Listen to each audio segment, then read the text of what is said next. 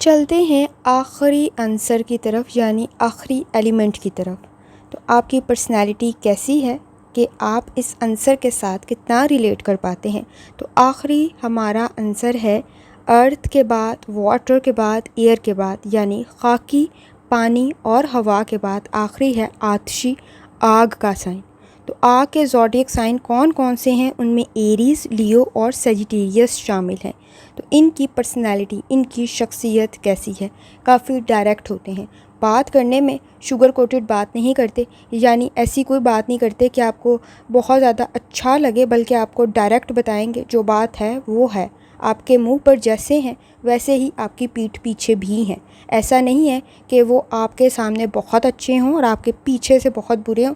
تو یہ چیز میں آپ کو کم از کم ان پہ اعتبار ہوگا کہ جیسے ہی یہ آپ کے سامنے ہیں ویسے ہی آپ کے پیچھے ہیں۔ تو ایریز، لیو اینڈ سیجیٹیریس یہ آپ کو بہت زیادہ اچھا فیل نہیں کرائیں گے، بلکہ آپ کو حقیقت پسند ہو کے آپ کی ریالٹی بتا دیں گے، آپ کی حقیقت بتا دیں گے، ڈائریکٹ ہوں گے، کوئی لگی لپٹی بات نہیں کریں گے، بلکہ سچائی آپ کے سامنے رکھیں گے لا کے۔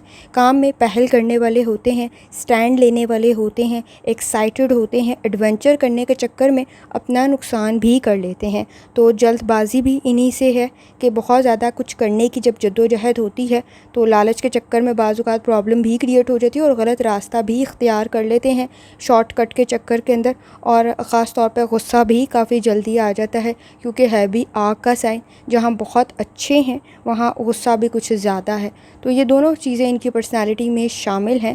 تو فائر سائن جہاں آپ کی حفاظت کرتا ہے، جہاں آگ آپ کے لیے بہتر ثابت ہوتی ہے، آپ کی مدد کر دیتی ہے، بہت سارے کاموں میں آپ کے لیے بہتر ثابت ہوتی ہے، وہاں آگ کے اور بھی بہت سارے کام ہوتے ہیں جس میں غصہ بھی ہوتا ہے، جلا دینا بھی ہوتا ہے۔ جہاں یہ بہت ساری چیزوں میں مددگار ہے وہاں سائیڈ ایفیکٹس بھی موجود ہیں۔ تو ذرا سی اگر آپ آگ کے ساتھ چھیڑخانی کریں گے، ذرا سا اس کا غلط استعمال کریں گے تو پرابلم بھی کریٹ ہوتی ہے، لیکن غلط استعمال پر۔